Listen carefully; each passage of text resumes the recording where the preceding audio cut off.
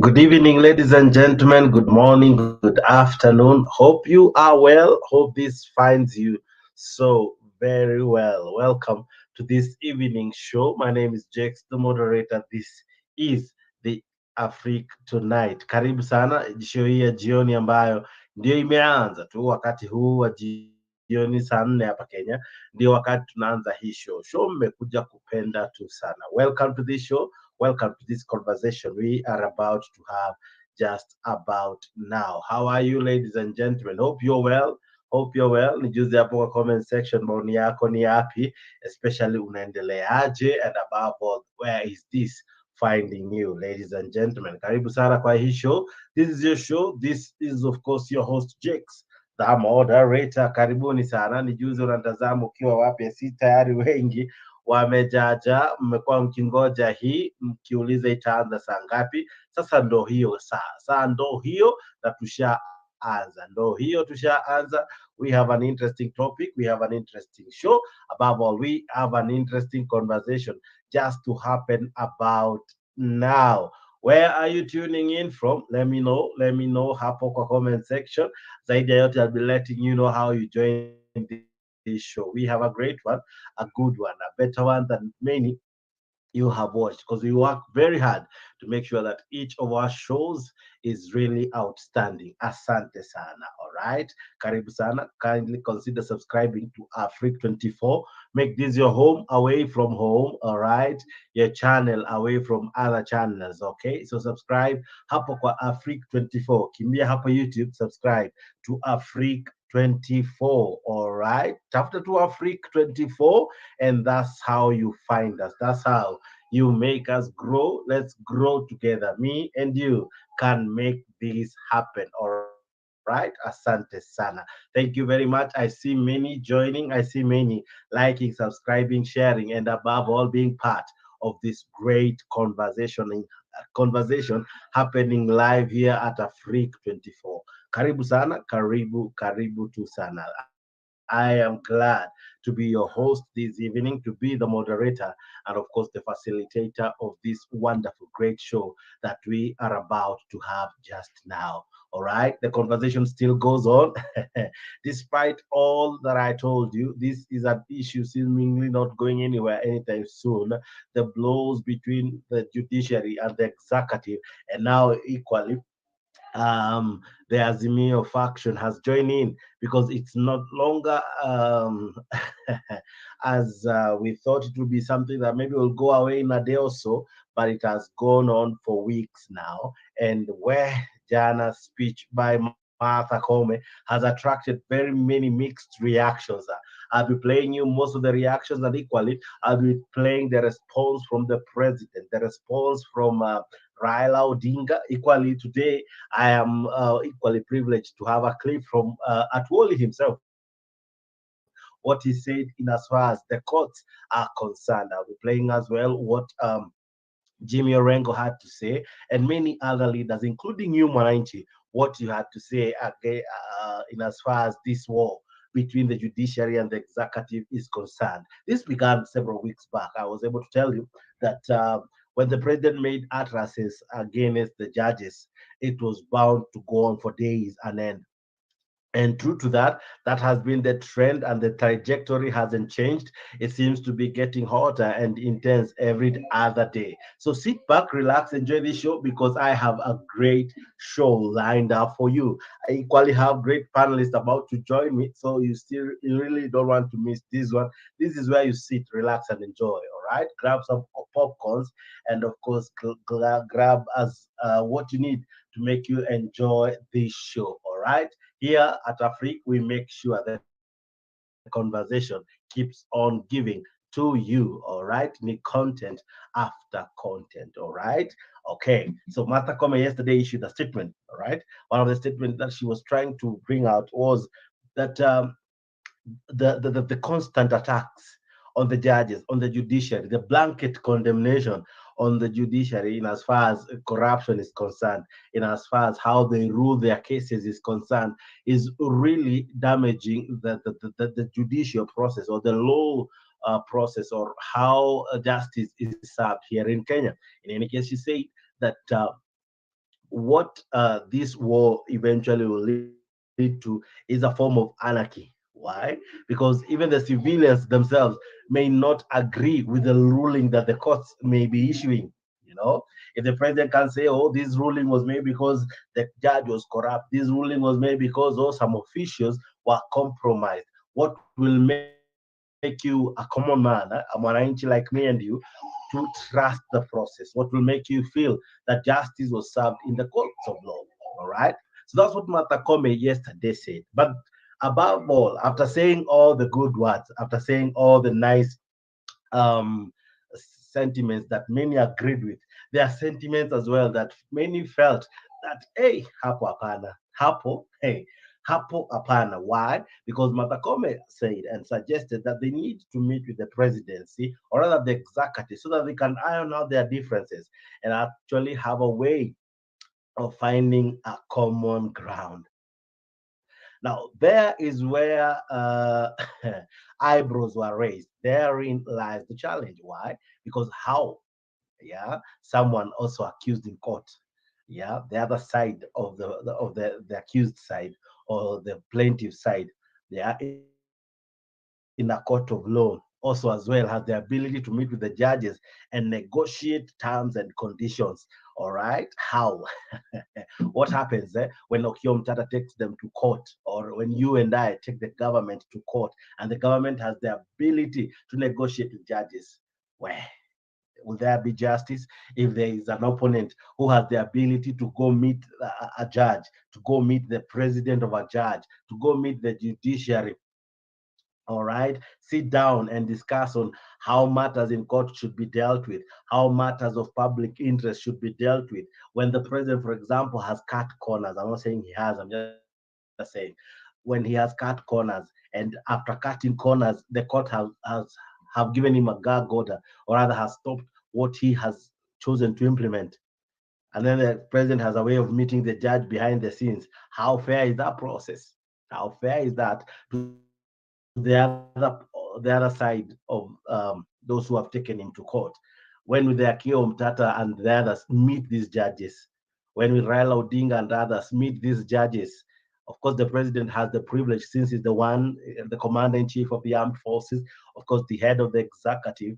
But when will the other arms as well have an opportunity to meet the judges in this meeting? Will everyone be invited?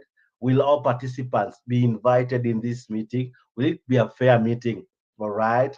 Martha Kome asked for it. And today, of course, William Ruto, the president, agreed to this meeting. In fact, said he's so willing to partner, to work, to really find an amicable solution to all this. But when the president meets the chief justice, is their justice really served? When the president has a way of meeting the referee, and the other team is not there, will the other team receive justice in court? Is this how we ought to really adjudicate our issues here in our country? That if you feel aggrieved, you have a way of meeting the judge prior. Yeah, there are so many matters still alive in court. So when William Ruto, the president, says, you know what, I need to say this, that the judges are corrupt, the officials are corrupt, and because they are corrupt, he hasn't brought in evidence, because the other day Martha Kome asked for evidence. Instead of that blanket condemnation, he asked for evidence. That hasn't been brought out.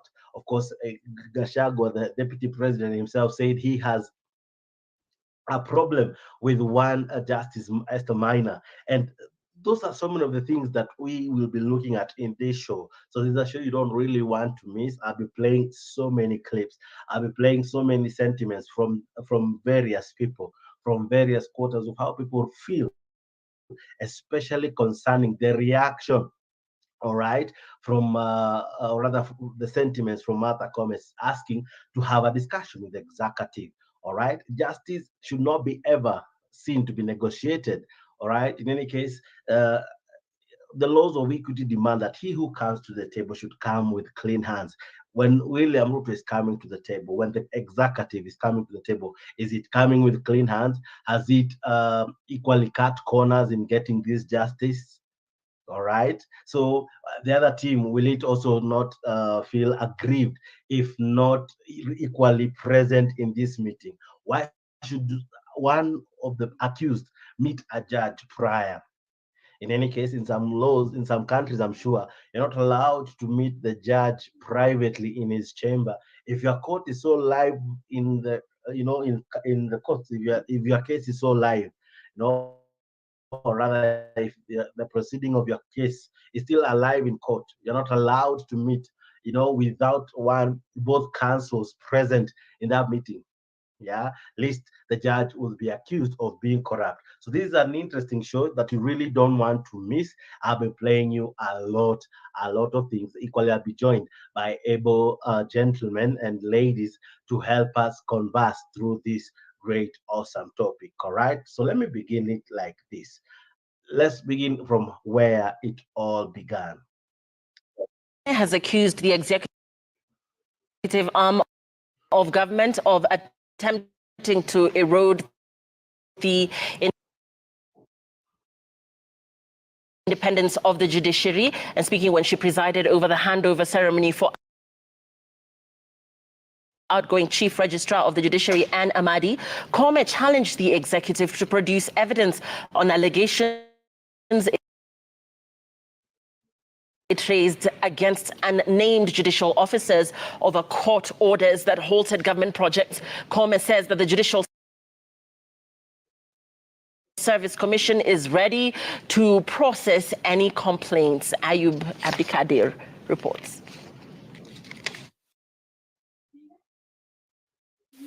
The very same auditorium where she and other judges of the Supreme Court unanimously upheld President William Ruto's victory provided Chief Justice Martha Koome with a platform to answer President William Ruto and Kenya Kwanza leaders disgruntled by court orders that have stopped pet government projects. All right, I think that one is a direct response to the head of state, who has sustained an all-out war on the judiciary since the year began. All right, allow me to play this on instead. Now says he is ready for dialogue with Chief Justice Martha Koome following sustained attacks on the judiciary. The president, who was in a development tour of Nandi County, however, maintained that the judiciary has been taken hostage by corrupt judges that have deep-seated influence in the corridors of justice and who are colluding with cartels to derail government projects. Here's Stephen Latour with that report. A day after Chief Justice Martha Koome warned that attacks on the judiciary could easily slide the country into anarchy, President William Ruto, who has been leading the onslaught on the judiciary, maintains that his bid to clean up the judiciary is unstoppable. And responding to call for dialogue by Chief Justice Martha Koome to save the country from a leadership friction, President Ruto now says he will lead the talks. Mimi nataka nimwambie Madam Chief Justice, mimi niko tayari. Mkutano kati ya executive, judiciary, legislature, our leadership, the leadership of the executive, mimi ni kiongozi. The leadership of the judiciary, ikiongozwa na Chief Justice. The leadership of the legislature, ikiongozwa na speakers wetu. I am ready for the conversation on how we are going to deal with vested interest, with incompetence, and with especially corruption. In his address in Mgwen, Tinderet and Aldai constituencies, President Ruto maintained that the judiciary has been held hostage by corrupt judges and judicial officers who have conspired with powerful individuals to sabotage government projects. And I am going to lead from the front in that conversation so that we can deal with a monster that is destroying our country, so that we can deal with those, the corrupt, who go to courts. Once they have been investigated, once they know they are going to be charged, they run to court, obtain orders that they cannot be charged for crimes they have committed. The Chief Justice warned that public utterances against the judiciary for the past few weeks have dented the country's image. Kome said the threats and declarations from the president against judges have continued to lower public confidence in courts, but the president's allies appear unperturbed about Kome's concerns. Na sisi pale tumemshikilia huyu rais, na sisi kazi yetu ni kumsaidia yeye. Anatuongoza pale, anapanga, yetu ni kutekeleza yale anasema. It however remains unclear on the nature of the dialogue the executive will hold with the judiciary, with the two being independent arms of government. The Judicial Service Commission had last week directed anyone with a complaint against individual judges to file their complaints before JSC instead of blanket condemnation of the judiciary. We're going to have a conversation about the people who want the status quo in our housing program. The people who want citizens to continue paying rent in their estates.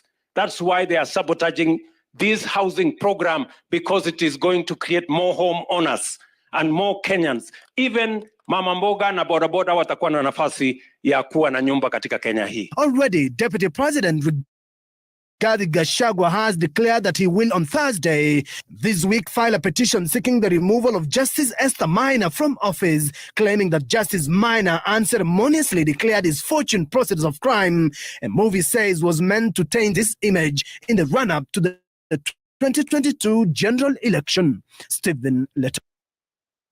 All right, and with me, I have Alex, while others are equally joining, but equally you as well can be part of this awesome conversation we are about to have. Now, this conversation happens live here at Africa 24, so we are very live. So for you to also participate, you can participate, of course, through the comment section and equally by joining in live. Now, the link to join us live is there at the comment section. If you're joining us via Mtembei TV, Africa 24, Truth TV, Leo TV, Kenya News 24. If you're joining us on all our platforms, Voices of the Innocent. If you're joining us on all those platforms, including Africa Facebook, kindly use that link to join us in the show. The link takes you to StreamYard. Ukifika StreamYard, what you do? Asha camera, Asha mic, alafu andika jina, and then after you do that utajikuta umeingia kwa show once you click enter. All right, so please join us in the show. The conversation really keeps on moving here at Africa 24. I see Nyayo 40 akondani anasema hello Jakes, how are you Nyayo? I see Goody akondani, asante sana. Participate as well kwa comment section, and as well equally participate by liking and subscribing to Africa 24, and let us make this conversation happen in all other areas. All right, thank you very much, asante sana. All right, now let's put the ball rolling. Now, Bwana Alex, what do you make of that first video I've played? But first of all, how are you? Hope you're well. As well, please tell us, what do you make of the president acceptance to the invitation by none other than Martha Koome, and to have a sitting with them? Of course, I mean, good statement that he's ready to sit with the judiciary, the executive, and equally the legislature, where he says he's the head of the judiciary, of the executive. Martha Koome heads the judiciary, and the two speakers. Now, already it's an interesting look at it from this angle. The two speakers come from Kenya Kwanza. The president comes from Kenya Kwanza. The legislature itself, most of the members are from Kenya Kwanza. So even when the two speakers and the president meet, they come from one faction. When Martha Koome comes, she comes alone from the judiciary. So really, is it a balanced meeting? Number two, what happens to the other guys, the other litigants who go to court? Yeah, when will they have a meeting, a sit down with the judges, or rather with the leadership of these courts? Is this not trying to buy justice earlier? Is this not trying to negotiate for justice beforehand? Of course, I'm sure that's a mouthful, but you are a very sophisticated human, and I'm sure you have been able to follow all I've asked you. But welcome so much, Mr. Alex. Hope you're well. Yeah, Jakes, thank you. I hope you're well. I Salam nyingi sana, am. and I hope you will have a very good show.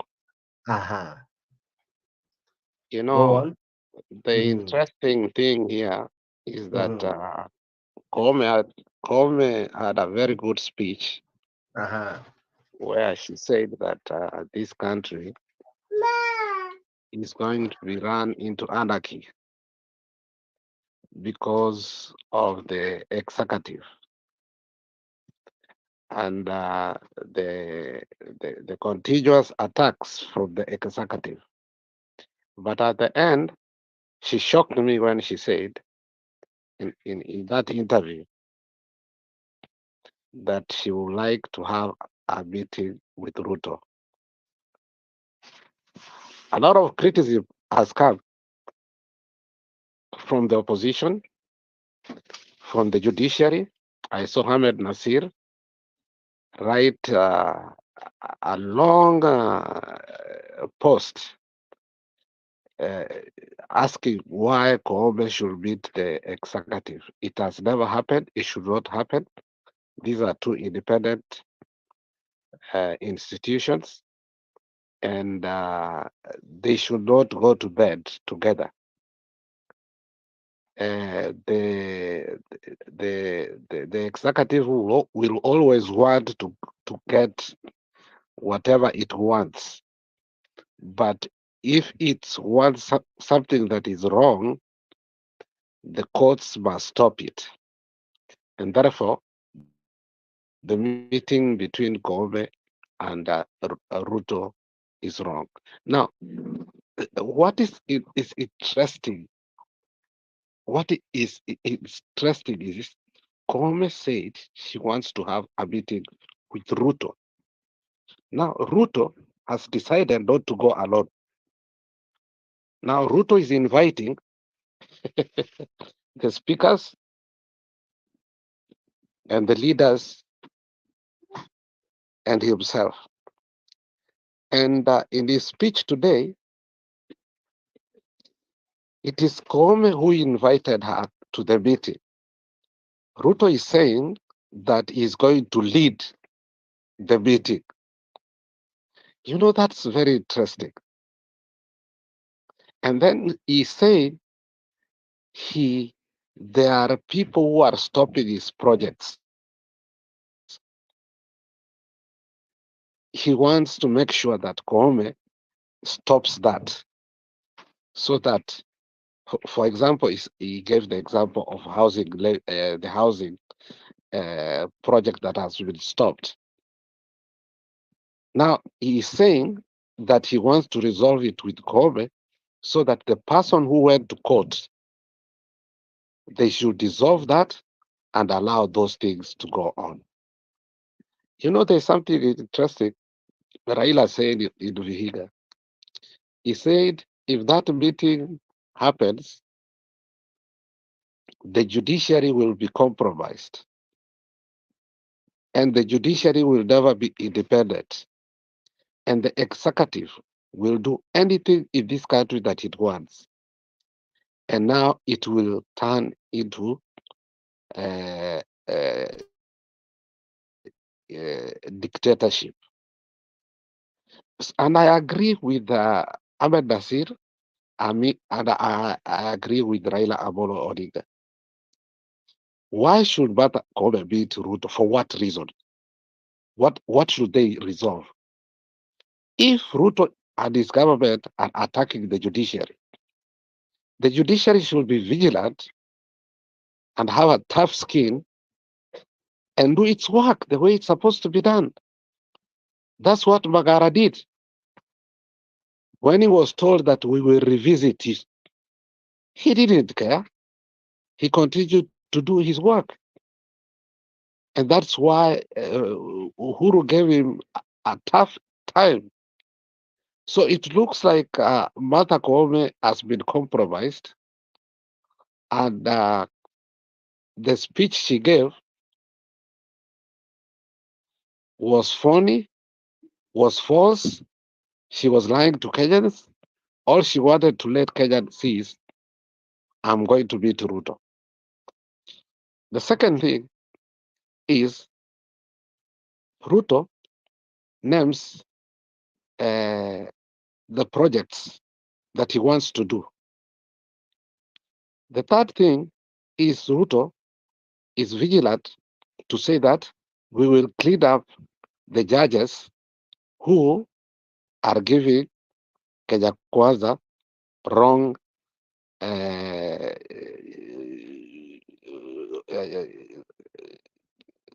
how do I call it? Uh, judgment that is not favorable to them.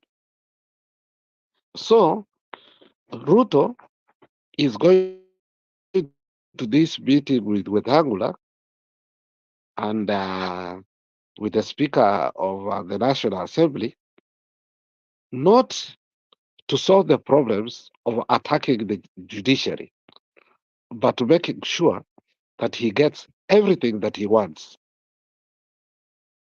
Koome has put herself into a very precarious position, whereby she's going to be sleeping with the executive. I hope, and you saw that Kenya Kwanza has infiltrated, and they are paying handsome money to the LSK elections so that LSK should not do what? Criticize them at all. So far, 85% of Judicial Service Commission is pro-Ruto because he put there Isaac Ruto for a purpose. So the judiciary is going to be useless. And and and and this is where I say dictatorship is going to start. All right. I will end it there. Just one moment. You mentioned Raila Odinga, and ladies and gentlemen, this is what the opposition, of course, Kalonzo issued a statement, and Raila Odinga, while in Vihiga, I think, equally made some serious criticism as one Alex is trying to say. And let's listen in even as we continue. Raila Odinga has warned Chief Justice Martha Koome against meeting and negotiating with the president, saying the move will not only compromise the judiciary, but the country as a whole. Wiper leader Kalonzo Musyoka, on his part, has dismissed threats by Deputy President Rigathi Gachagua to protest before the Judicial Service Commission on Thursday as a, quote, culmination of absurdity. The two leaders spoke separately during the ODM recruitment drive in Vihiga and Wiper Party National Executive meeting in Nairobi. Seth Olale reports.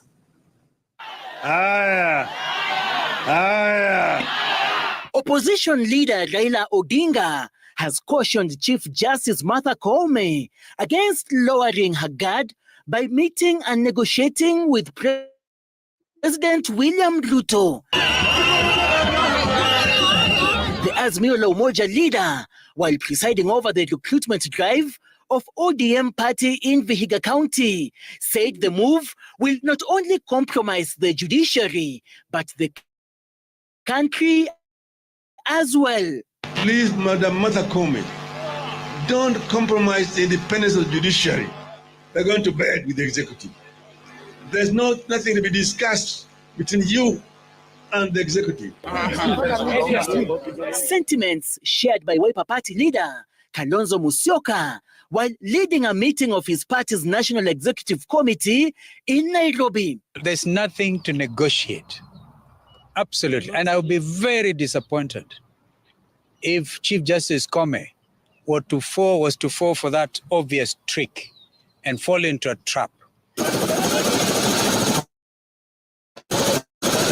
The two opposition leaders warning that the country's hard-fought democracy is now under serious threat from dictatorial rule of President William Ruto's leadership style.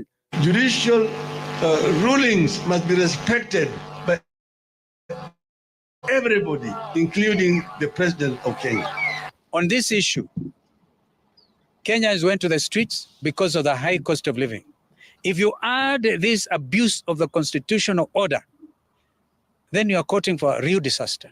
The two leaders scoffed at Deputy President Rigathi Gachagwa's planned protest at the Judicial Service Commission on Thursday in a bid to oust a sitting judge, terming the move a culmination of absurdity. On this issue, Kenyans went to the streets because of the high cost of living. If you add this abuse of the constitutional order, then you are courting for a real disaster. Hiyo kesi ilitolewa kisiasa. Hiyo kesi ilitolewa kisiasa, maana yake kulikuwa na ushahidi ya kutosha dhidi ya bwana Gachagua. Na mimi nasema hata hapa siku ya leo ya kwamba Gachagua hastahili kuwa naibu wa rais wa Jamhuri ya Kenya. Defense Force. The Azimio leaders were reacting to Chief Justice Martha Koome's move to seek dialogue with the president over continued attacks on the judiciary. Seth Olale, Citizen TV. All right. So that is happening. So that's what Raila Odinga and Kalonzo had to say. It's what Bwana Alex was trying to explain. I'm equally joined now by Mr. G. Mr. G, good evening. Hope you're well. Good evening, sir. How are you? I'm fantastic. Hey, bro, umepata chajio kweli? Nimepata chajio, chakula cha jioni, chajio. Yeah. Tumekula. But Alex, naona Alex uko mzima. All right. Now, what do you make of the sentiments from one Martha Koome of asking the president to meet with her, and of course today the president agreeing on the meeting and equally inviting, adding to the invited list the two speakers of both houses, and Raila Odinga says that shouldn't happen. Why is it even necessary for Supreme Court judge to meet the president to negotiate what? That's what Kalonzo is asking. What are you negotiating? What do you make of that reaction by the president and, of course, equally the two principles of Azimio? Exactly. I'm also asking the same question. Why are they meeting? Mm-hmm. You know, Mr. Jex, I think it was 2 weeks ago when we had this discussion, and I remember telling you that Ruto has an invitation on this threat on the judiciary. He had what he knew what he wanted, and he's doing it just to inflict fear into these people, our judges, so that he can go free with everything that he wants to take. Alikuwa anataka awafanye waoga. The threats were to just make these people wawe waoga so that he can intimidate them, na awe anaweza fanya anything that atakuwa anafanya. Obviously hakuna mtu ataweza kusimama mbele yake. Just ask yourself a question. This is Martha Koome ambao he was complaining some few weeks ago akisema kuwa the executive sijui imefanya nini, and she's the one who is calling the president at wanakaa chini wana discuss. What are they discussing? All right. Those are the questions that we are still asking, because utapata these guys wakienda kuketi pale anaenda kuwaambia kuwa anataka kazi yake ifanywe hivi na hivi na hivi. That's where hata akiwa dictator judiciary haitatusaidia. These judges, they will never help us. Atafanya kila kitu ambacho anataka kwa sababu ashaingiza uoga kwa watu.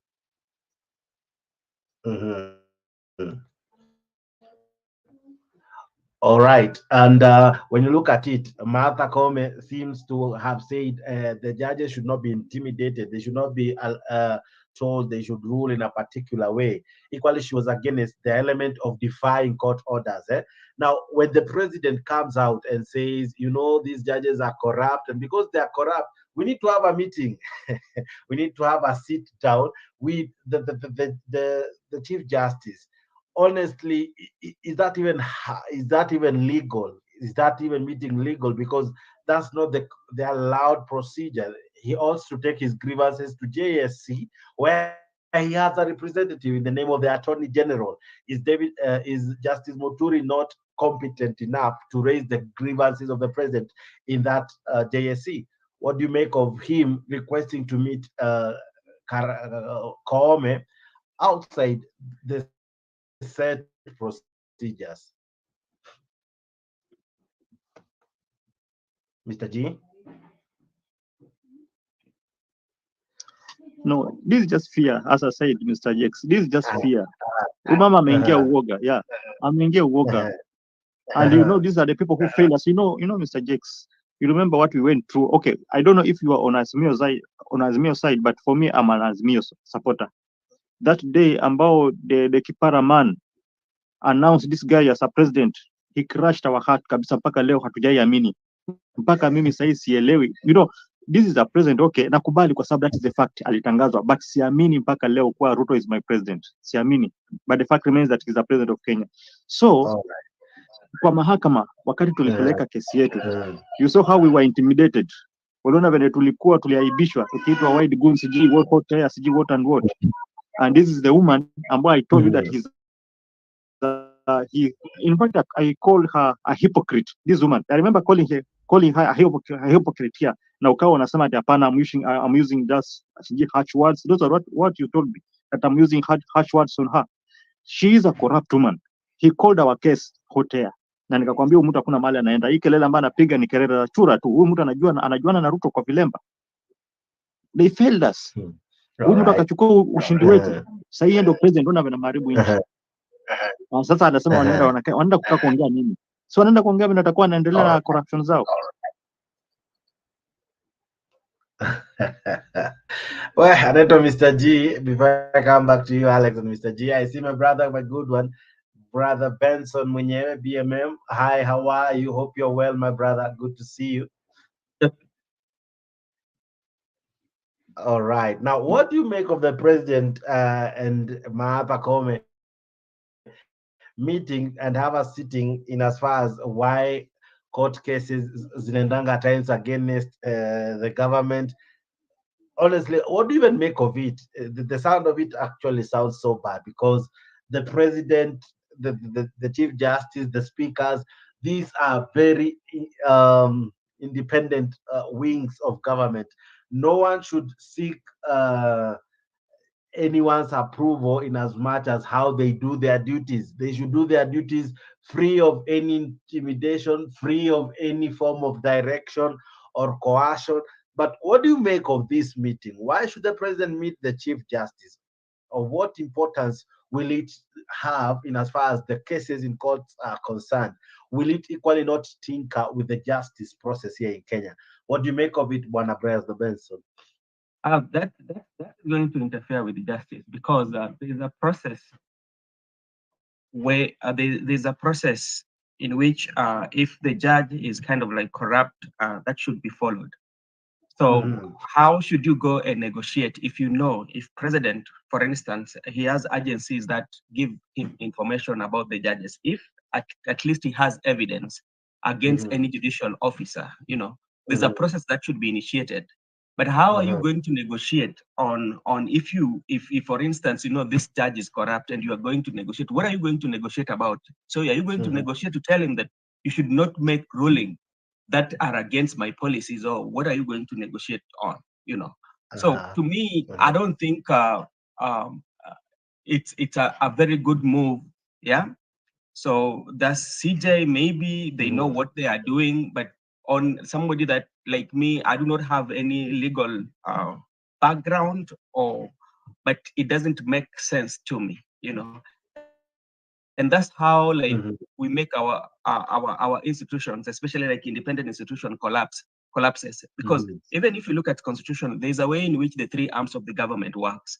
There's the legislature, there's the judiciary, and there's the executive, you know. And the executive does not have power over all these arms of the government, you know. And somewhere also that I feel sometimes we usually go wrong, you know, the head of the state is the CEO, yeah?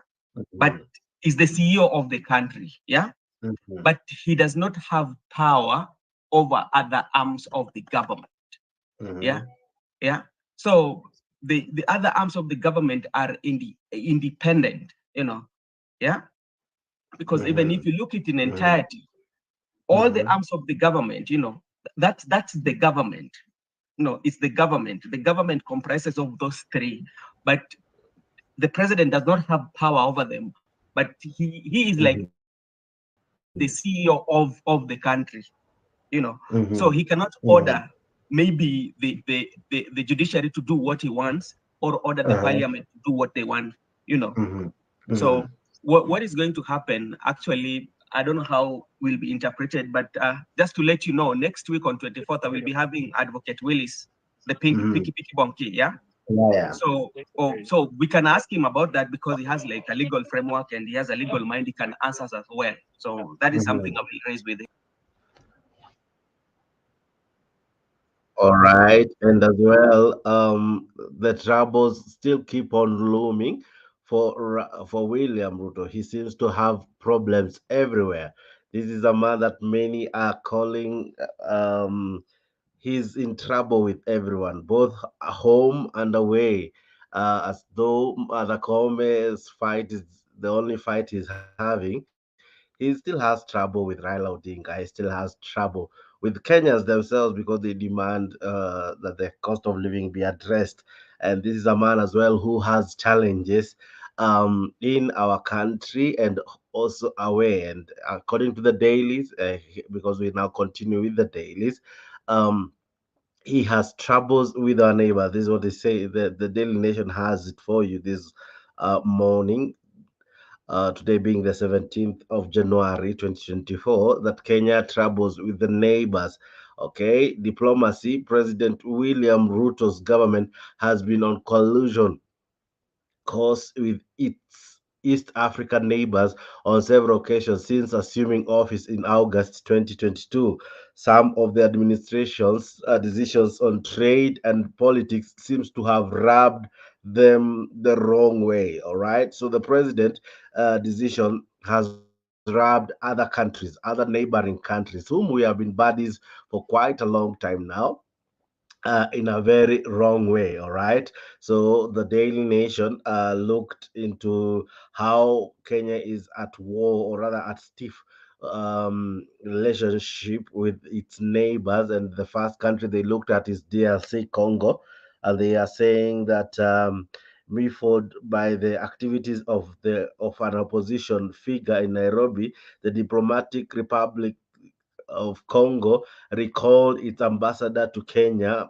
Kenya's Foreign Affairs Ministry strongly disassociated itself from the opposition figure and his links to the rebel. That was the challenge that Kenya has with DRC, because they're saying that because of our link with the rebels, DRC had to recall its foreign affair minister, all right, or ambassador to Kenya. Now, with Rwanda, this is the other challenge that Kenya is having with Rwanda. In a diplomatic goof, Transport Cabinet Secretary Kipchumba Murkomen called out the Rwandan leader, President Paul Kagame, describing his leadership as an autocracy. All right. So, in a spool of words, in a slip of the tongue, if many would call it so, Kipchumba Murkomen described the president of Rwanda in a way that rubbed Rwanda wrongly. Of course, he described Paul Kagame, the president of Rwanda, as an autocratic leader. All right. So that road, of course, began the challenge between Kenya and Rwanda. As though that was enough, we had a challenge with Uganda, and equally, Uganda sued Kenya over the oil deal. You remember that? Now, President Yoweri Museveni administration has lodged a case against Kenya at the East African Court of Justice, highlighting their rift between highlighting the rift between the nations over the denial of a license that would have enabled Uganda to handle fuel imports destined for Kampala.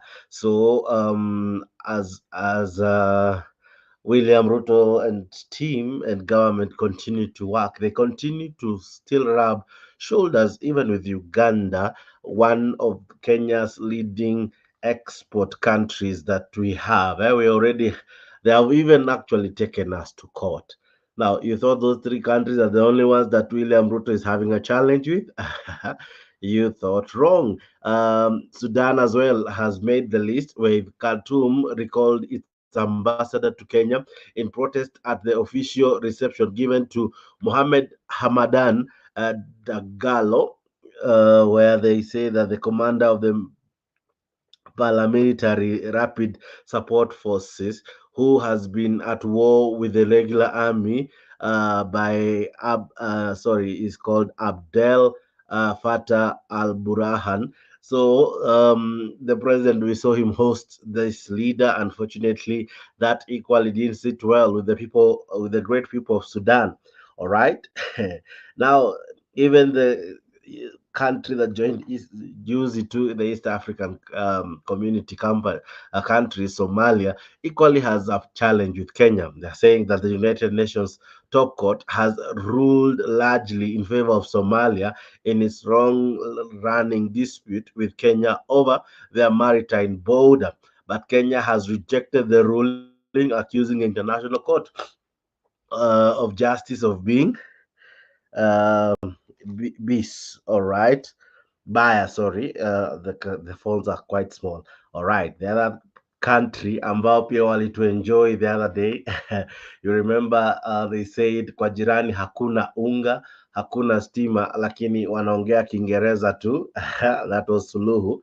So Tanzania Civil Aviation Authority just the other day barred Kenya Airways from operating passenger flight between Nairobi and Dar es Salaam with effect to 22nd of January 2024. Of course, this one was revoked. However, the two countries have moved fast to resolve the dispute. So these are countries that were close friends to Kenya in other regimes. Unfortunately, in this current regime, we are fighting them. And the same story has been captured so well in the Standard. If I can have it for you just about now. And this is what the Standard daily newspaper has for you. And they're saying that Ruto is a man with many battles, or rather, they have described Ruto's many battles. All right. So here is what the Standard has for you: that Abdel Fattah al-Burhan, of course, this is a leader of Sudan, in April last year. This is what they're saying: efforts by Dr. William Ruto to lead Sudanese peace efforts were thwarted after Sudanese armed forces under Abdel, one of the warring faction, questioned his neutrality on the matter. Burhan said that Ruto was an old friend of his rival, of course, that is Mohamed Dagalo, and Braha, former deputy and now the leader of the rebel group Rapid Support Forces. So he says that William Ruto didn't seem to be neutral, and hence the friction began. All right. With Samia Suluhu, the president of Tanzania, William Ruto has a challenge.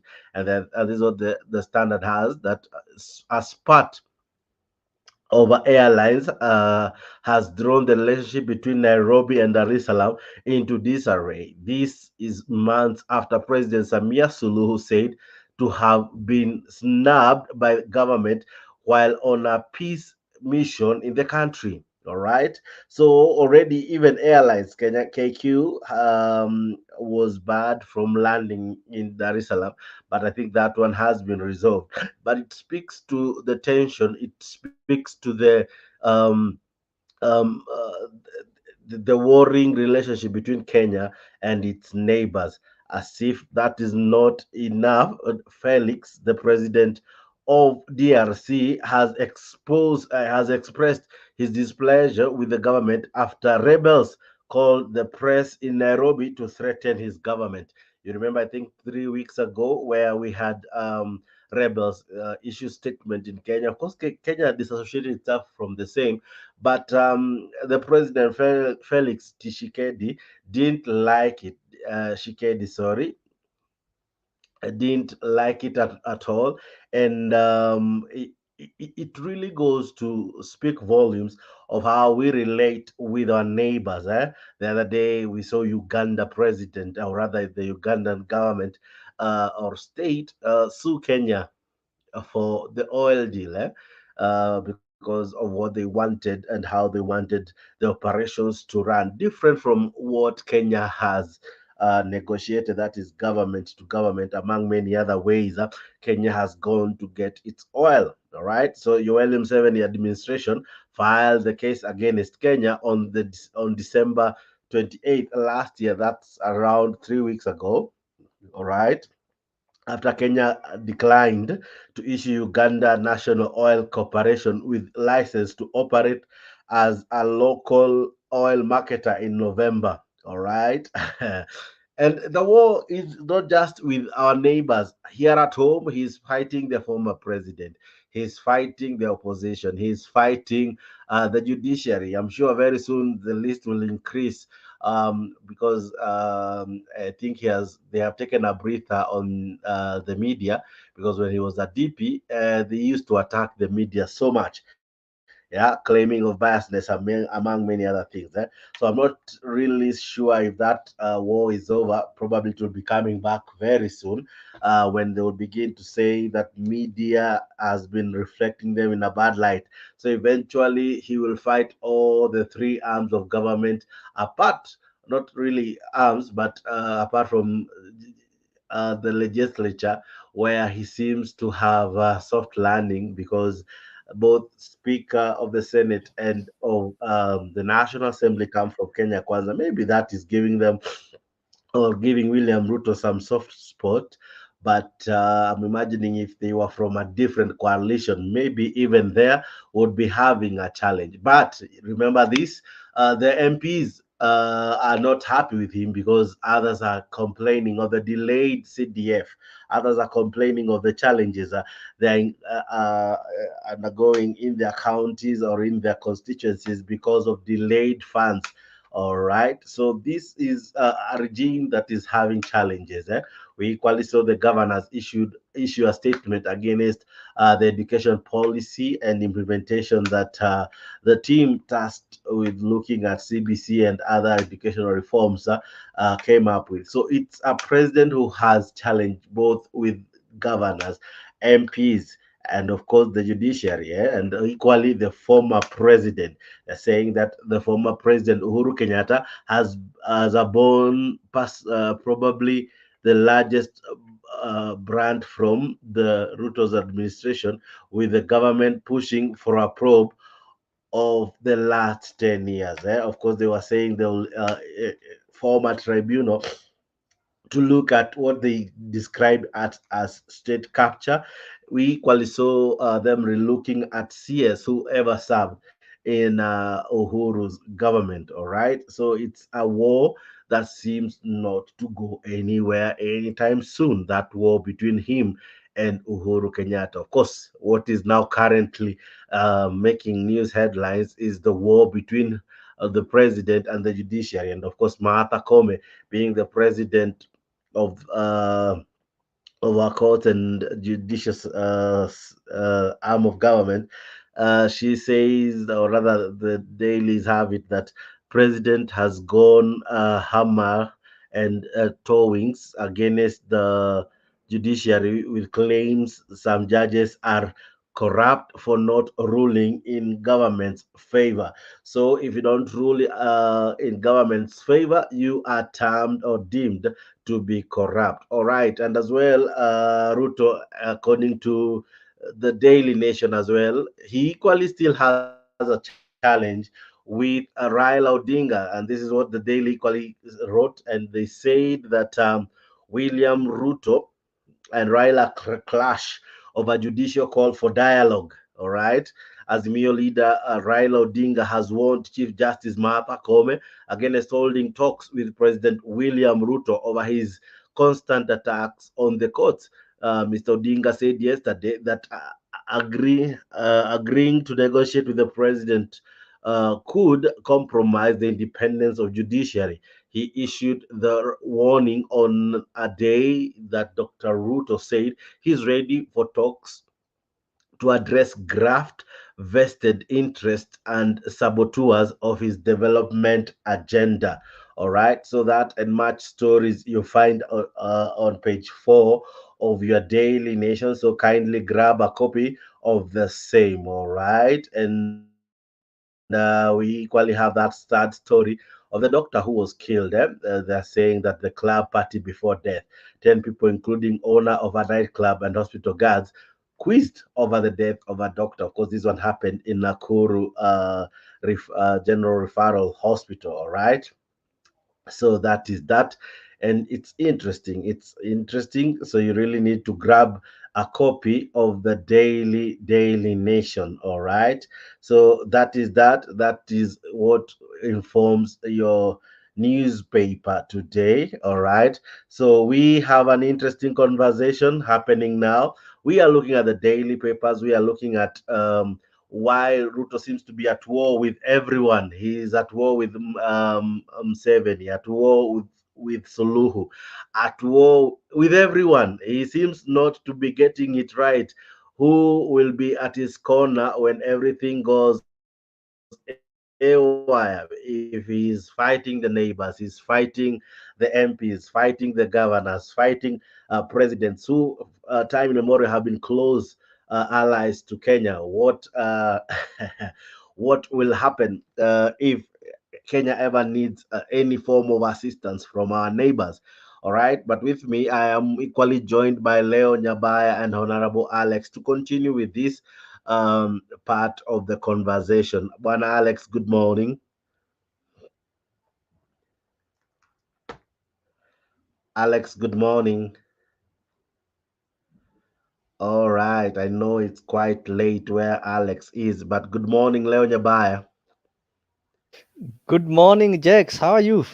I'm fantastic. Hope you're well. I'm fine, thank you. Actually, I'm really glad that you managed to update us this wonderful morning, so that as we people are going about our duties, we are able to know what's happening around the Uh-huh. world, Yeah. and I can also Now, see Goodyear is let me also begin there. with you.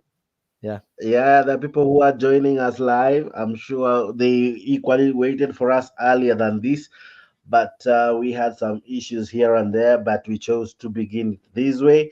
But equally, to manage Kukuleta show. Now, let me ask you, why is the president seems to be at loggerheads with everybody? He has no friend, only enemies that keep piling each and every day.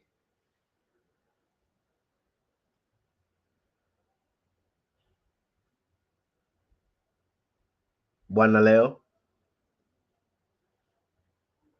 Yes, Jax. Why is the president seemingly he's like ever in trouble with everyone? I think maybe if I just give my humble comment, why the president is in trouble with everyone is that the president did overpromise. You know, when he was campaigning, he gave so many promises that can never be fulfilled. So when Uh-huh. you give a lot of promises, now it is a time for fulfilling. I know he had an agreement with almost everyone. He had an agreement Uh-huh. with women. He had an agreement with the judiciary. He had an agreement with the parliament. He had an agreement with the youth. So if you're not able to fulfill these promises, these people are on your neck. So what happens now? You now have to behave in a harsher way. Jax, I don't know if you're a Uh-huh. parent, but if you're a parent, you when you go to work, you promise your kids so many things that you're going to buy them. But when you come home empty-handed without maybe bringing these items that you promised them, the only tool that you remain with ni kukua mkali in that house, so that no kid will ask you a question. Unafika ukisema nani Uh-huh. ameweka hii glass hapa kwa meza, who've done this. So in that you try to intimidate and scare them away so that they don't get to you with the real issues or the real things. So that is why the president is at loggerhead with almost everyone. Uh-huh. All right. Naona tayari nimepata zawadi from Goodyear. Goodyear, nitangojea hiyo alarm clock. It would really come in handy. Alex, I don't know if you now can hear me. Alex, can you hear me now? You know how these guys, I'm sure saizi they are in their third, fourth dream, eh? All right. But karibu sana bwana Alex. Leo, when you look at the Daily Nation, it describes the president being at conflict with almost every country that surrounds us. The only country that we are yet to have trouble with is South Sudan and Ethiopia. Um, okay, I agree where you talk about the broken promises and broken dreams and aspirations that Kenyans had and hopes that they had in the regime. But what of the souled relationship between us and other countries? That the only two countries we are yet to, and probably it's only a matter of time, to fight with is South Sudan and Ethiopia. What would you describe the cause of such fight? That is just a lot of pride. We want to Mm-hmm. play the big brother's role, but we are not Uh-huh. offering anything that a big brother should be offering. We want to Uh-huh. be known as a powerhouse. The presidents want to be seen as the African. He is the current Sankara and the current Nelson Mandela of Africa, but he's producing less to show cause this. All So right. these other East African or the neighbors, they feel like they are being Uh-huh. intimidated. That's why we're having the Uh-huh. problem. We're having problem with almost all these countries. When the president speaks, Uh-huh. this is his character, CEO that he started it recently. Sometime during campaign, he said that we'll be supplying milk Mhm. in Congo and told people that, you see, these Congolese, they don't even have a single cow.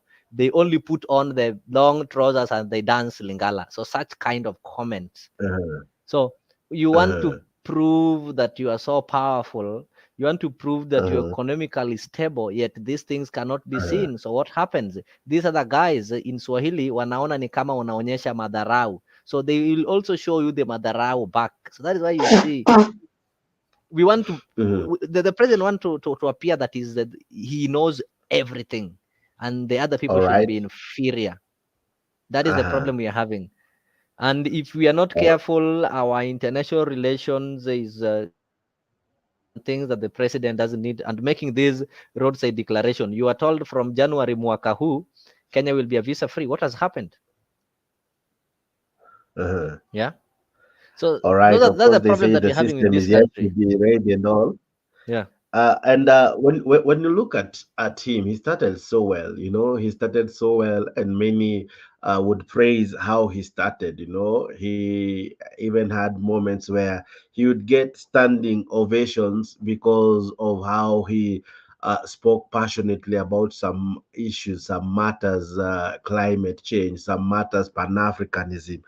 But days fast forward later, he's at war with everyone. Almost everyone want to disassociate themselves with him. What would you describe such a character? Was the first few days a show off, or a pretense of someone he was not?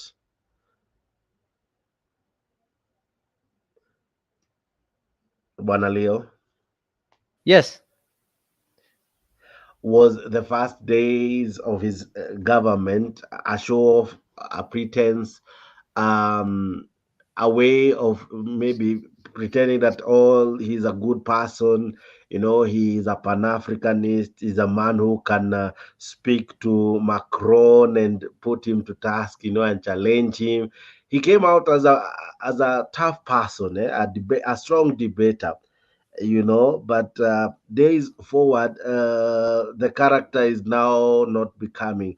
How would you describe him? What makes the sudden change that instead of increasing list of friends, he increases list of people who have a bond true with him?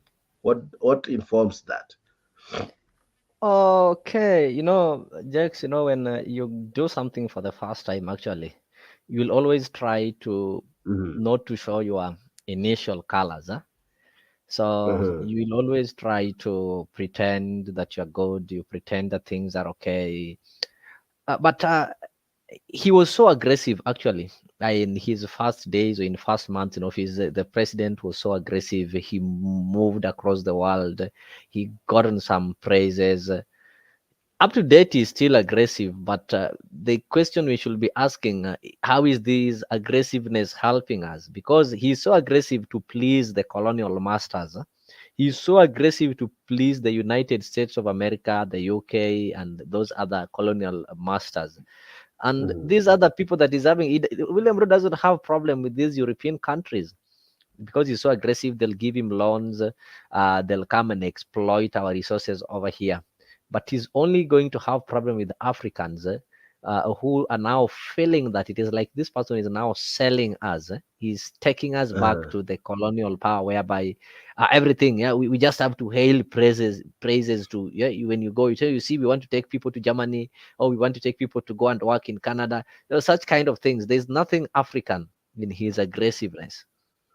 Yet he behaves as if like he's the only person who can do something that African leaders who've been there before him haven't done. So it's also somehow some supremacy battles, like who is so aggressive, who is working for Africa. So it's a matter of time. What has happened now, it is normal. Now we are now seeing the reality. When you start, things are not that real when you start climbing a hill. But when you now reach the middle of the hill, now you now start experiencing the reality. You find that now you are sweating. All right. So what you're seeing, William Ruto, now it is now reality. The other one was it was preliminary, but now tuko kwa mechi yenyewe, and we are seeing the real William Ruto. And it's not just him. Even his cabinet. One time, Avram Tua issued a statement concerning Canada. Even before the dust settled, Canada refuted the claims of allowing Kenyan citizens to go to Canada, and and all that Avram Tua had raised. CS Murkomen equally called the the president of Rwanda an autocratic leader, among many other CSs and leaders in his regime who seem equally to follow and borrow a cue from the president. Is this something that they plan, or the coincidence too that all bad things befall them? What happens is that, when you are given some responsibility, today you are a CS. When you speak, you don't speak as Jex, but you speak representing Kenyans in that position. So it depends the context in which these people speak. So if I am the CS transport like more common, when I'm making some public statements, even the foreign countries are not going to take it as more common, but they're going to take it as the position of Kenya, because these people are working for the government. They're the ones who are representing us. So when Murkomen speaks, he speaks for the government that he works for. And that is why these kind of things don't go well with the countries that they address. So when he describes Rwanda as a country full of autocracies, or those things that he calls them, he said they're dictators and such kind of things, those people will have to pick it. This person represent the president. Remember, the cabinet secretaries are managing the departments, because the president cannot run all these departments. So they are running them on behalf of the president, and they will always give him briefs. So I guess in one of the briefs, the Murkomen will say that the president, I managed to respond to DRC, or I managed to respond to Rwanda, and I managed to tell them this and that. I cannot tell whether they normally have a meeting to decide on what they're going to do. But as a government, the government policy should always be uniform, whereby the right government should always have their policies made known to all the representatives, so that when you see a minister speaking somewhere, they should always speak the same language. But for this regime, it's a little bit different, because you'll find this cabinet saying this, another cabinet secretary say the other thing. So there is no uniformity in their information, that leaves us wondering whether they are speaking for the government or they're speaking at a personal capacity. But why is this one happening? We are having a cabinet of people who are full of pride, and they are just there for their own sake. They are not there for the benefit of this country. So they even they are just expressing their personal interest as cabinets. Yes. All right. And Taifa Leo equally continues with the fight. Now, this one is a fight near home, a fight that seemingly as well seems not to go away. And here is a situation where the president as well is in loggerheads with the judiciary. And of course, Martha Kome extended an olive branch to the president, and that again raised more conflict. And Raila Odinga says Raila aonya Kome dhidi ya kukutana na rais ili kumaliza uhasama uliopo baina ya serikali na mahakama. And then there is that big word there, big words actually that says usimkaribie Ruto. Vuta ni kuvute. Kinara wa Azimio asema mazungumzo yoyote wakati huu ambapo kesi muhimu dhidi ya serikali zinaendelea kotini yanaweza kuathiri uamuzi. Of course, hiyo utaipata zaidi katika ukurasa wa pili. What do you make of this? Martha Koome calling for the president to meet, and equally the president agreeing to meet and adding to the list the people who will be in that meeting. Of course, what he added was the Speaker of both houses. But what do you make of that meeting? Is it even necessary? Of course, it's a discussion we had yesterday night. I began with that, and equally, kindly go back and watch the previous show that we had last night, where we looked at this in details. So, what do you make of this warning from Raila Odinga and this conflict between the judiciary and the executive?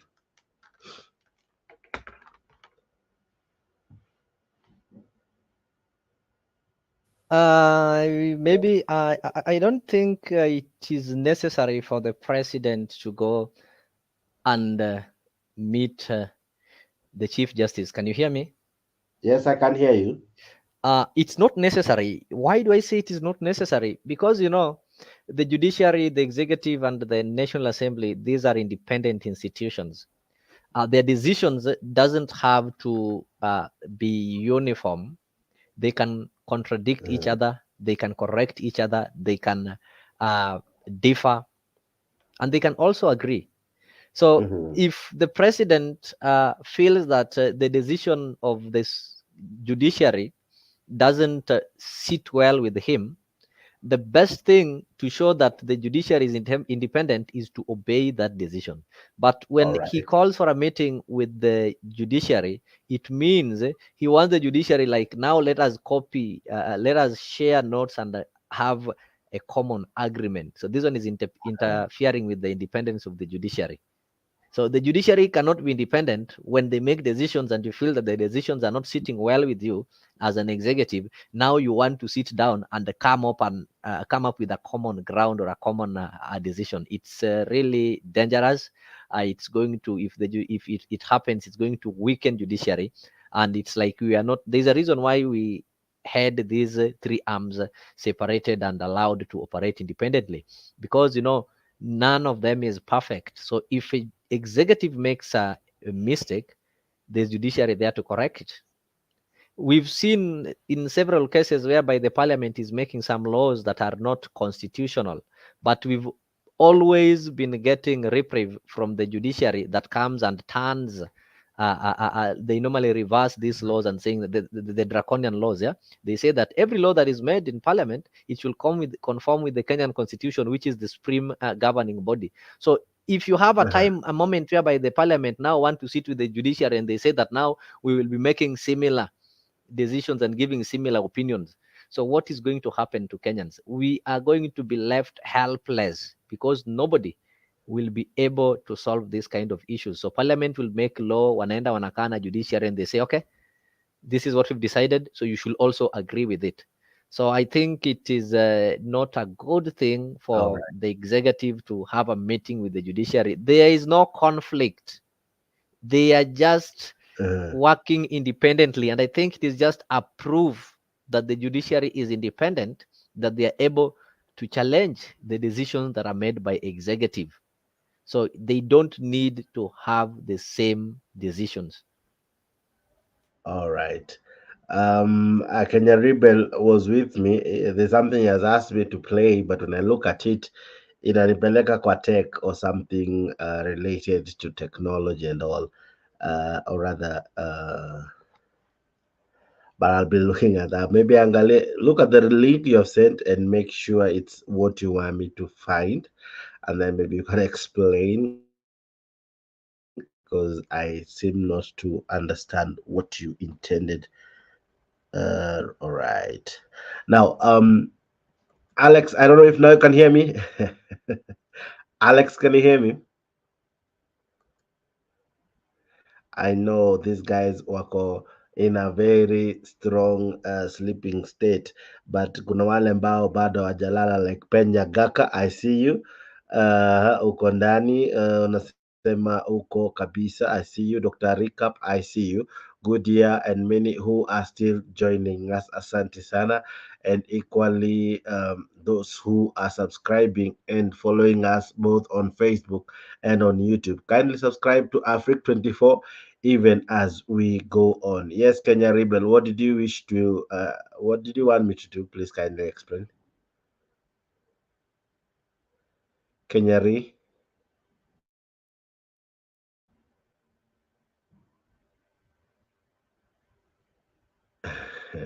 I'm sure he's typing. All Let right. him mute himself and speak. No, I think he has sent me a wrong link. Now he has sent me another one. Let me see what it's meant for before. Unajua saa zingine saa hii masaa watu wako karibu na mabibi, karibu na mabeshte, karibu na pilo mzazi wao karibu na nini, lakini zaidi ya yote karibu sana kwa show. Bwana Nyagaka, how are you? Penyagaka. Habari, James. Salama sana. What's the time there where you are? It's Wow, it is very late at night. Yeah, about 2:40 a.m. Oh, all right. Unasikia? I see. No wonder most of us are sleeping. Unakusikia vizuri? Yeah, nimekuja kuanza maasani huko Nyabaya. What Ruto is doing is pulling at the backwardness of third world country behavior of our people to the first world, like the Korean giants. And what Murkumen said about what you call it, in a country in the West Africa, Rwanda. Yeah, Rwanda is very developed, but it's a dictatorship. You cannot do in Kenya what you can do in Rwanda. So what's wrong with what's his name saying? And the court is, we do not need an activist court. The rules are not, the laws are not made in the courts. The court's job is only to interpret the laws. The rules and the laws are made in the judiciary. Na Nyabaya mmesema ati Ruto amenunua the judiciary. Where were you? Kwa nini why did the 99 people, MPs here, ODM, left the country or did not go to parliament when they were passing the laws of PESA? So what Ruto is doing is really moving the country from a third world country to upper, first world country. You do not talk about the insurance, the hospital that is saying that even people that have cancer or diabetes or anything, they will have not to pay no $1, 1 shilling. You do not address the issues of the housing that he has built all over the country. All the things that everybody talks about is the negative things that the ODM brought forward, and the people of Kenya did not buy it. And the court, when it ruled that what the ODM brought into court is hot air, it is hot air. When they said open Mogaka, the summer, you're speaking of different things. I think you've no. Let me finish. Let me finish. You addressed everything, but let me finish. When the court said that was hot air, that was hot air, because even when they challenged the court to open the servers, they were negotiated, and the head of ODM gentleman who was the head of the servers accepted those rules, and all the virtuos that they said that they need opened, they were opened, and all of them said exactly what was said to the IBC. So when the Mother Come said this was hot air, it was hot air. You cannot make the rules, you cannot make the people rule the case for you just because you say so. You have to bring the evidence to prove otherwise. ODM never played anything. No evidential rule to rule for them. It was hot air in capital letters. So, my friends, let us look forward to where the country of Kenya can go, move forward, not backwards. Not what is happening in Uganda today, where the gentleman has happened to be a president of Uganda for the last nearly 40 years, where Rwanda, the president is there nearly permanent because he's not grooming anybody to take after him. He's not accepting anybody to talk anything against him. So that even the Sudan you are talking about, the guy that came to Kenya is the one who was criticizing Ruto the most. He was saying that bring the Kenyan army over here. We don't want the the army of Africa. And all these places around, we have to pull forward, upward.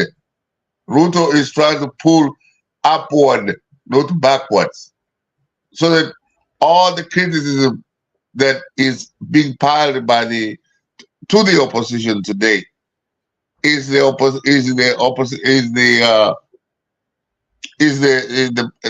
what the ODM and its group of the opposition is not even united. It's not even saying anything for the future of Kenya. They're talking about taking us back. Kenyatta and his buddy Ruto Raila, you even wonder what their parents were, because we grew up with them. Some of us grew up with them. We thought that they were so unique, but right now, when you look at Raila Odinga and Kenyatta, they are as bankrupt as you can get. They have nothing for the future of the country. They have everything to look backward of where the country has been. And how do we move forward? How do we, the people are so many, the kids are so many. Look at who are constructing the houses right now. What would they be today if they were not doing those contracts? So that let us be very, very clear. Yeah, thank you, Chicks. Thank you. Senators led by minority. Chief Justice David Maraga is a man under siege tonight. Senators led by Minority Leader James Orengo criticized his decision to accompany President Uhuru Kenyatta during his tour of Kisii County, terming it shameful. As Chemtai Goin reports now, the Justice and Legal Affairs Committee Chair Samson Cherargei expressed his committee's intention to summon the Chief Justice over the matter.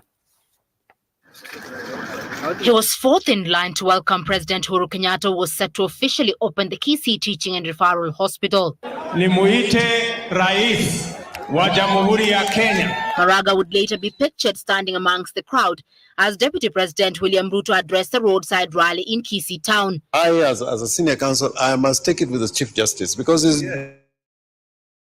bringing dishonor to the courts. What may have been an innocent appearance has now sent tongues wagging. Senators terming the presence of Maraga at the event largely seen to be political, as an indictment to his possession as head of the judiciary. When you have a situation where the Chief Justice is standing in line in a crowd and waiting to be recognized,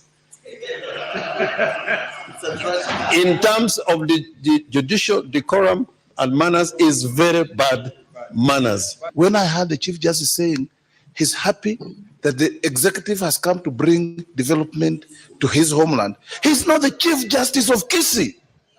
He's the Chief Justice of the Republic of Kenya. Angry Kenyans Wednesday took to social media to express their anger, some terming Maraga's actions as irresponsible. Nairobi lawyer Nelson Harvey warning that the Chief Justice was going to have a difficult time separating himself from the public perception that the executive had taken the judiciary hostage. Committee of Justice, Legal Affairs and Human Rights will see what to do. We'll deliberate at committee level so that we protect the office of the Chief Justice. Just recently, the Chief Justice dismissed claims that the executive had a role in the recent transfer of judges at a time when fingers had been pointed at the judiciary for being the weak link in the fight against the graft. Chief Justice David Maraga has had to fight off the perception that the executive was interfering in the activities of the judiciary. And now his presence at President Uhuru Kenyatta's tour of Kisii County once again exposes a thin line between the separation of powers and raises questions over judicial independence. Chemutai. President Uhuru Kenyatta has been avoiding him in attempts to have a sit-down with the head of state to iron out differences on separation of powers. Maraga also says the judiciary is on the brink of total paralysis due to a shortage of judges to preside over thousands of pending cases in court. Squarely blamed the head of state for frustrating operations at the judiciary. I have, for a long time now, unsuccessfully sought an appointment to discuss this issue with you, leaving me with no option but to raise the matter through this public statement. At the Employment and Labor Relations Court, which has only 12 judges throughout the Republic, against a case load of 13,197 as at 31st of March. It is important to clearly and categorically state that this shortage of judges and the near paralysis of court operations has been caused by the President's refusal to swear in the 41 judges recommended by the Judicial Service Commission in July 2019 for appointment to the Court of Appeal, the Environment and Land Court, and the Employment and Labor Relations Court. All right. So yes, that was Maraga, who equally was in the same precarious position as CJ Martha Koome now. You are doomed if you do, and you are doomed if you don't. All right. So yes. yes. The issue of Maraga just shows the naivete of understanding the Kisii tradition. Anybody that was as senior as Maraga was had to attend to a large function like that in Kisii, and that does not he did not come there with his judicial clothes. Yes, Maraga sought audience with Kenyatta, just as Martha Koome is sitting audience with Ruto, but nobody will say anything like that. The Judicial Service Commission recommended 6 judges to be elevated to the courts of appeals. Kenyatta refused to do that. He never gave no reason. But some of us had the issue that he was punishing Maraga because 2 of those judges were from Kisii. And it's an insult to most of us that Kenyatta did that. And for anybody that is saying anything negative about why Maraga was in Kisii when the hospital was being elevated, they just have the naivete of understanding the Kisii tradition. That Maraga had to show up, not as a judicial officer, but one of the senior leaders of Kisii. Thank you. Right. Beautiful. And with that, ladies and gentlemen, we have come to the end of this morning show, which is almost now midday, and it's almost 3 a.m. in the US, I think so. But where our Dao wako on, you can imagine Nyagaka, he's still on at 3 a.m. I'm an insomnia. Nyagaka, are you unable to fall asleep? I have to sleep earlier so that I can catch you. I slept like All right. 6 o'clock, 6 p.m. Oh, fantastic, fantastic. Thank you very much for doing that. It's always a pleasure to have you. Maybe if I can give you a minute to give me your closing remarks. No, Jakes, I appreciate you giving us the information from home. So, as Nyabaya, Leo, thanks very much. This is a very good interactive show that lets us, some of us, air the views that would not be heard anywhere else but your All show. right. Thank you very much. Thank you so much, Penyagaka. Bwana Leo, are you able to give me your closing remarks? Leo, are you able to give me your closing remarks?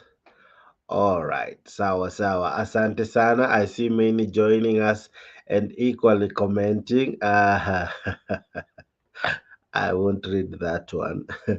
But thank you many who joined me and many who are part of this great conversation. This is Africa in the morning. We looked at the newspapers making headlines. Of course, it was the issue of war of the president and other institutions, other countries or neighbors closer to home. Leo, now I see you are able to. Can you give me your closing remarks?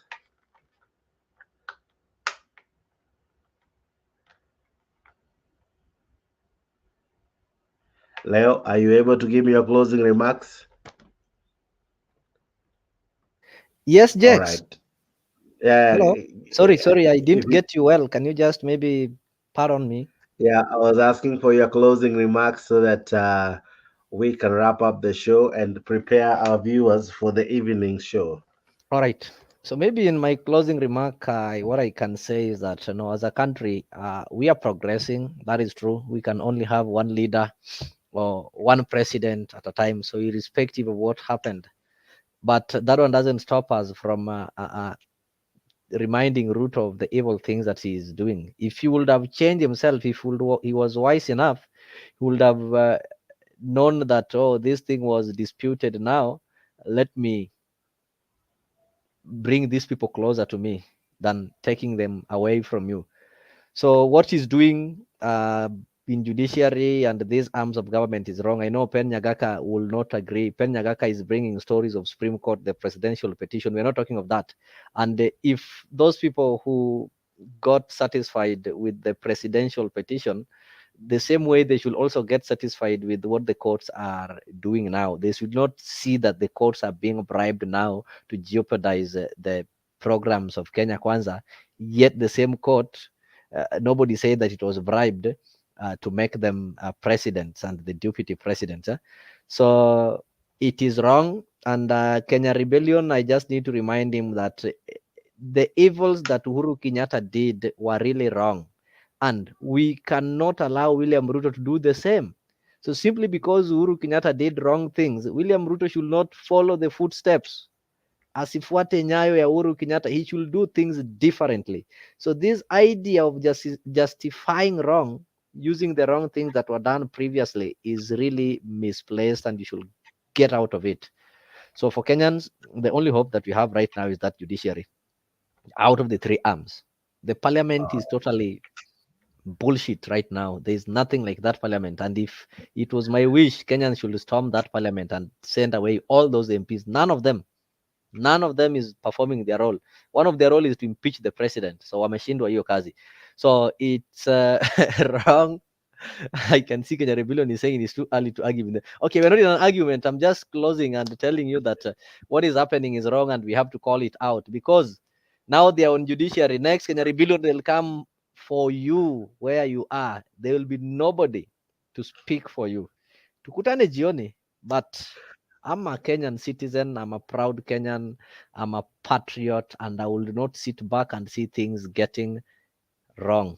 If it is right, I'll say it's okay. If it is wrong, tuseme tu ni mbaya. And even as you're closing, I don't see you're going to close Jackson now. I can see people are still coming. You can give Yeah, us si Kenya you can maandamano reach kamili noon. hivi. Aha. Now, before I come to Kenya Maandamano Kamili, I have a present for Kenya Rebel. I'll give you 2 minutes to rebut what Leo has said. So, I know unasema utaki violence.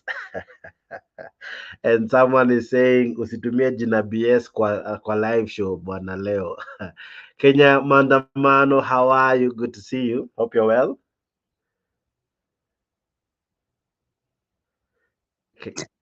Thank you, Jakes. I say hi to you. I say hi to Leo and everybody listening. I'm It's a sorry, good morning where you are. I have to block myself. I will not be seen on camera, please, if We possible. understand it's quite late where you are, or very early in the morning. Quite late. All right, we truly understand. Uh, I don't know if you followed us where we started, but we looked at the dailies where we were looking at why is Ruto at war with almost everyone from our neighbors and equally back at home. So that's what we were looking at. But equally, feel free to give me your sentiments about most of what we have talked about. Um, Unfortunately, there is nobody here who can understand the parable I wanted to put in my language, Kikuyu. Please try us. You never know. We have very interesting Okay. commentators Yeah, that explain up. all right. Uh-huh. There is a saying in our language or in Kikuyu that kaihu gacangacagi gatigaga kwao gũgĩthĩnjwo. That means there are those What? We'll repeat. there are those dogs It sounded that like a stampede don't. or something. Did you get it? I wanted you to repeat because it sounded so nice, but I didn't get any word. But what did you say? I said kaihu gacangacagi gatigaga kwao gũgĩthĩnjwo. All right. It- Translation. Yeah, in a simple language, the way direct translation, I would say this. I'm using the bad word name like a dog, but take it easy. I'm not calling people dogs, but I'm translating my saying that a dog that roam around leaves its home when there is like a feast. Let's say, for example, All like right. people are slaughtering a goat to eat or whatever. But that dog, because of loitering or roaming around, it goes away when that goat is getting slaughtered, So it doesn't get the meat because of how it loiter around or roam around. Okay. So what am I talking about? Ruto has become like somebody who does not have mwelekeo. Hana haja na nyumbani na hana haja na huko kwingine. Yeye amejichanganya na mambo mingi sana. Ameharibu kila mahali. And the problem is, I think Ruto feels like he knows a lot. And he feels like he can do a lot. And he felt, but I know now he feels hurt. He felt or he thought people have fallen in love with him, but it's nothing. There is charisma from a leader that makes you, even when you don't say anything, people still have that feeling that they really know there's somebody for them. But this particular time, amekimbia, ameenda huko amechoma, ameenda huko amechoma, ameenda huko amechoma, thinking that because he's a president somewhere, people will still take it and swallow and forget it and stay like that. You cannot dictate people's life. Watu si watoto wako. Watu si wanyama. Watu wako na akili tofauti. And how you approach them, it all matters. How you do things, it all matters. Kwa hivyo mtu asione kwa sababu umejiingiza umekuwa rais, ufikiri hiyo urais utautumia kwa kunyanyasa ama kuumiza watu wale wengine just because you have got power. Power is not yours. People tend to forget that when you are a president, you have the power. Power is not yours. You have to sit down and know that power belong to the people who you are assuming that you are leading. That's the power, and that's where power stays. Hiyo mchezo ambao amecheza na kuyumba na kufanya ati yeye amekuwa rais, kwa hivyo anataka kupanga hawa, anataka kupanga wale.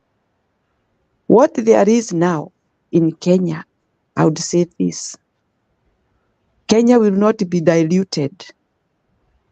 Kenyans will not be diluted.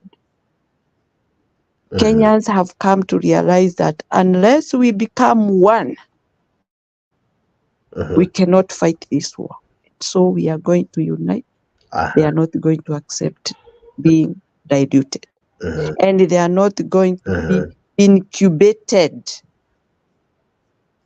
They are there waiting for the day. Na si ati wa Kenya ni wajinga. Wamenyamaza tu. Wacha hivyo alikuwa anawaimbia huo wimbo ati Kenya hakuna wajinga. I believe he was using that phrase to put people to feel, appreciated, to feel uplifted, to feel that he knows that hakuna wajinga Kenya. But he knew the slogan he was using, he was fooling people. And that's why things have changed so fast and drastically. Why there's another thing I want to mention. I have noticed. Hii mambo ya Ruto kuwa anaenda kwa kustaki judiciary kwa public. It's a very minute thing, and he has reduced himself to nothing. Why I say so?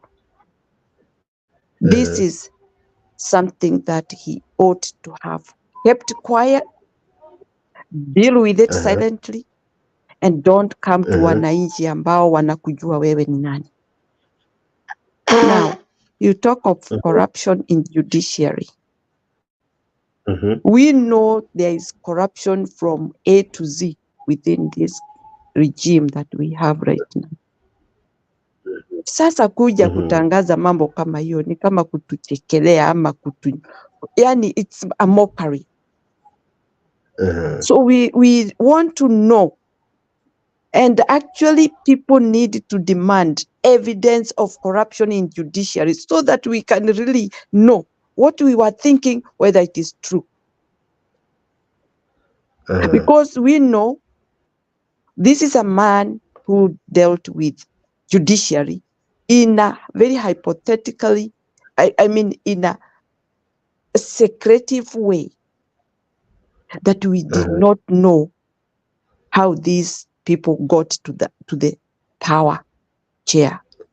And for that reason, how did Mother Koome deal with them? How did she accept that all what was going on was true without any evidence? And the evidence of the opposition was on the table. And some other elements were left aside just to overrule the evidence of opposition to make this Jambazi president. We would like to know, hii mambo yote ambayo wanatuletea sasa, hatujui kama wamekorofana ama ni kutaka wanataka tuone they were not together. You know, they can play with our minds. We are also playing with their minds too. Na hatutakubali kuchezewa huo mchezo wanataka kucheza. We are watching and we are very vigilant. In all ways, all parts of the country, people are crying because of the problem this lady and this Jambazi united to do. And so when they are fighting, we are very keen. Why are they fighting now? What is going on? Whether they talk of corruption or whatever, Ruto would not have taken this to public. He would have walked and talked to his fellow lady. What is going on? I want to know this and that. Let the case be dealt with in court as other cases are dealt like. This is not special. And these people, despite that they are there in those big chairs, there's no different cases. Their case and my case, they should be treated equal. All right. We are all Kenyans. Yes. Na kesi yangu vile iko ichukuliwe hivyo, ya yule mwingine ichukuliwe hivyo. Despite of maybe it can affect the country security or whatever, infringe the country's security, we need to know what exactly is going on and what happened in those words that Jambazi said, corruption in judiciary. If there is, let it there and the evidence, we see it. That is our office, Kenyans. That's of Kenyans' office. All those offices that they have occupied, despite of them calling themselves their seniors or their muheshimiwa or whatever, those are our offices. And why they are our offices is because they are not the first people to be there. There are other people who have been there before. If they are their offices, they ought to be in their own farmland. Those would be their offices, or a plot that they have purchased and built a building. This belongs to the Kenyans, and we really demand the truth of the matter. And not even demanding the truth of the matter, we deserve to know. And for them to remember that this is a stolen election, they have to play very careful, because we have not forgotten what went on, and we want clarification. And also, this lady ought to have reinforced the server to be opened, because that was the remaining evidence that would have cleared these two people. And if not, she would have declared that because there is tug of war and there is not enough evidence this side, and this guy has no evidence of how he won, I declare no winner. We can go back to another election. It was easy for her. It was easy. But she decided else, and even name calling, which were very ugly and very shameful even for her, as she sits on that big chair. So there's nobody, I'm recognizing both of them. Let them fight, but let them leave our Kenya for us. We are the people. We want our country, our motherland, be left blameless and with no hassle for us Kenyans to enjoy. They are there for a season, and they can leave any minute and leave our country alone. Those are the few remarks I wanted to make. And Kenyans, never accept defeat. Our country is more important for us, not for them. There are only few who are doing this to us. We are millions who need Kenya to stand. Asante sana, Jakes. Yes. Asante sana Kenya Maandamano Kamili. It is always a pleasure to have you in the show. I look forward to have so many other engagements with you, and equally have your sentiments aired in this awesome show that we always have in the morning and in the evening. Asante sana Kenya Maandamano. Yes, Jex, I was not able to enter earlier because I didn't know where to find you until when I communicated with Leo. And thank you so much, Leo. I appreciate for your assistance. He sent me the StreamYard where I could be able to access. That's why I was very late to come in. All right, we'll be sending you quite early enough, and I think I have your number or something, but I'll try to always send it early. Thank you so much, and be blessed. All right. Thank you so much, Leo. Thank you so much, Kenya Maandamano, and our viewers for equally making time to watch this morning's edition. Now it's afternoon, so it's equally both morning and afternoon edition.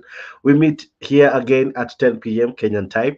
I think it will be around 2 p.m. US time. I'm not sure. It will be quite late in the morning in Australia.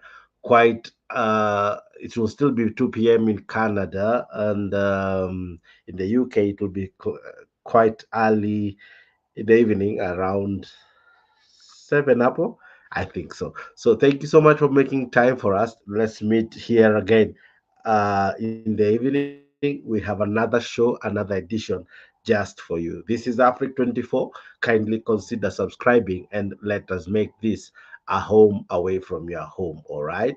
Thank you so much. I'm your host, Jex, the moderator, and this is Africa 24. I leave you as usual with a song you have come to enjoy. Thank you so much. See you when you see us. All right. Tunasonga mbele watu wote wa Jamhuri Kenya yetu. Tunasonga mbele watu wote wa Jamhuri Kenya yetu. Haya sisi sote wananchi tushangilie. Eko Jamhuri, eko Jamhuri, eko Jamhuri Kenya yetu yaenda mbele. Eko Jamhuri, eko Jamhuri, eko Jamhuri Kenya yetu yaenda mbele. Mwaka wa 60 umefika, tangu Kenya iwe huru. Mwaka wa 60 umefika, tangu Kenya iwe huru. Haya sisi sote wananchi